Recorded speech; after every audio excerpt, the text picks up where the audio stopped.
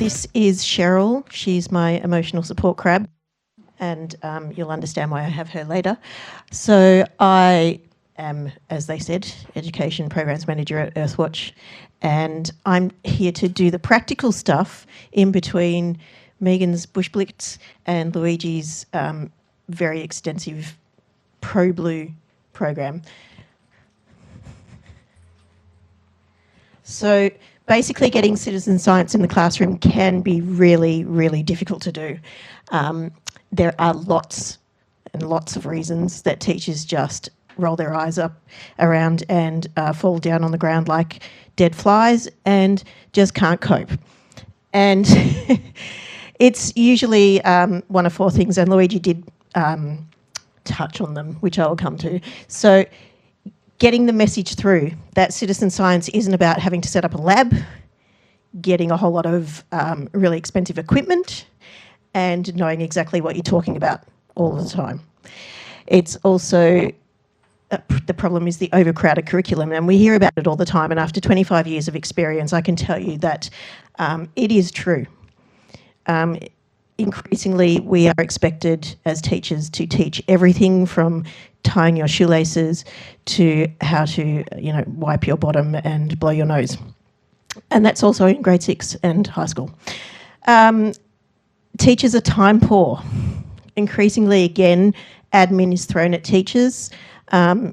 Teaching becomes secondary to the admin, and then they have to find time to shove that crowded curriculum in there on top of doing everything else that they're supposed to do. And lack of funds, huge one. School global budgets are ridiculously small. And so you say, I've got a new program, I want to do this. And they go, well, there's no money. Work it out. And so you're like, well, I can't do anything. So that's where we come in. So we have some solutions. We use our connections in our networks to find specific contacts and emails. So in my case, I've got 25 years of teaching in Victoria. I've got a few years in New South Wales and Queensland now. So I find those specific teachers, and in every single school you will find one teacher who has the drive and the passion to do it. And he or she, that is weird, running in the corner going, I've got all these really great ideas. I've got all these really great ideas and no one to help me. Try that one. Thank you. And no money. So what you do is you hook onto that person and you massage them really well and a lot, and you help them with everything. If you don't have anyone, then you have to email the admin or the principal, or both. And then, as we all know, emails come in, you get 6,000 emails, they just go down the bottom. So then you have to ring them.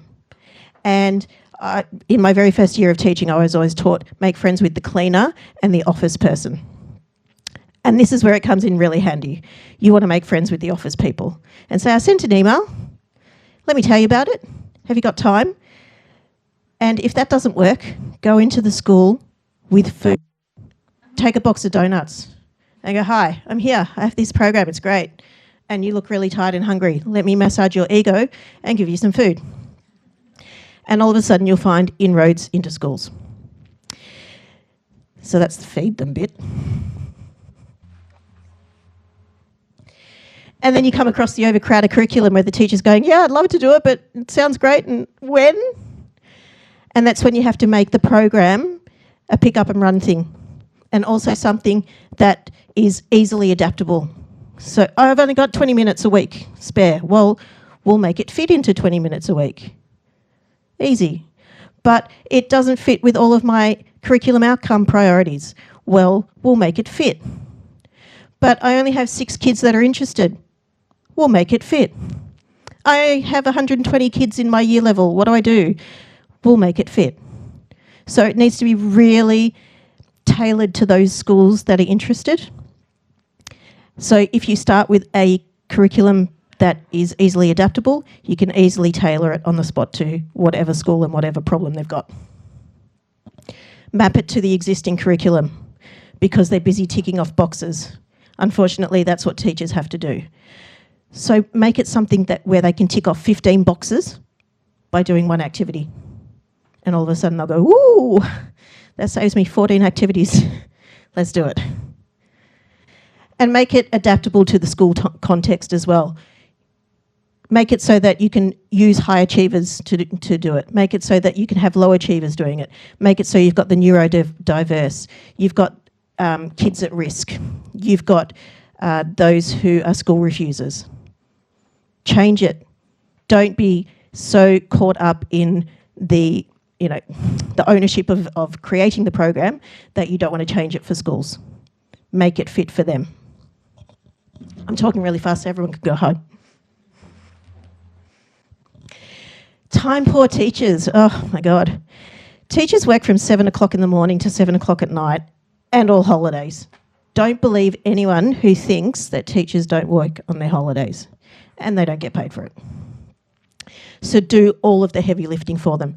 Have everything ready. Have an information pack. Have resources. Have anecdotal stories. Have photos of kids having fun. Have videos of stuff you've done before. Teachers need to be shown how the whole thing is going to work as a whole. Otherwise they go, I don't know what I'm doing. I'm not even going to bother starting. Be accessible with timely support. My boss hates this. Thanks, Lizzie. But I'll let them ring me at 7 o'clock at night and go, forgot I have a lesson tomorrow. What am I supposed to do? That's teaching. You are doing 750,000 things all at the same time with 31 kids nagging at you, and all of a sudden you've remembered that you've got to do that program tomorrow at 11 o'clock and you haven't got the resources sorted. Let them ring you and then go, I can help. Let's change it so you don't need those resources. Here's some ideas. Don't worry about it. I'll get online and teach the kids for you while you have a little cry in the corner. I do that quite often. Empathise with them. Teachers are lone wolves out there.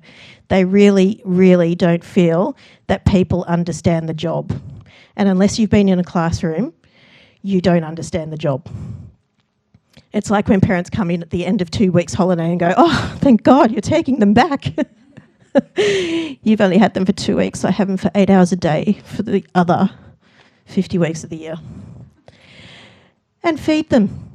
Teachers need nourishment. That teacher's struggling. Oh, I can't do it. It's all too hard. That's all right. I'm going to get online. I'm going to talk to your kids, and a box of donuts turns up to the school for her. That makes a huge difference to teachers. Donuts are everything.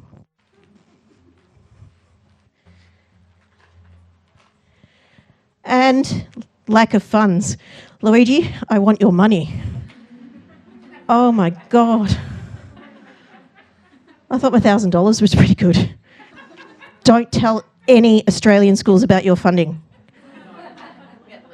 Yeah. Because they'll look at my program and go, nah, $1,000, go to Luigi. Offer free professional development. In this current climate, teachers aren't getting the proper professional development that they deserve. Principals will tell you otherwise. But they're not. It's all that watered down stuff. The prins go and do stuff and then they go, oh yeah, I went to this great conference and blah, blah, blah, and now get in the classroom and teach it. And teachers are like, I don't know what to do. Give them free professional development on your program. We run online workshops with experts and scientists so that they get that professional development so they can go into the classroom and go, today we're learning about bugs that breathe through their butt. And they know what they're talking about. Provide your time in the classroom or in the field. Again, that's another thing we do. We go into the schools. We work with the kids. We bring them out of the schools into the field. Gives the teacher a bit of breathing space. Also gives them, again, another level of professional development because they can see what's actually the program's supposed to be like. And then the kids get someone different to listen to. And usually when it's scientists or someone like that, they get pretty excited. Offer grants for teacher relief, materials and transport. I have my new best friend Luigi here. He's going to give me some of his euros. Just a few, not too many. Provide everything that they need. Some schools don't even have enough resources to provide their kids with enough glue sticks for a science experiment, for example. And that is true. And give them a kit to keep. So if you expect them to go out and look for bugs, go to Kmart or wherever, and I'm not advocating the use of single-use plastics or anything like that. Please don't lynch me. But go get 30 magnifying glasses and bring them with you to the school when you go there and go, here you go. We're going to do this activity. I've brought all of the stuff and you can keep it. That's what keeps schools coming back to EarthWatch, because we provide all of that stuff. And I think that's my last slide, but yep.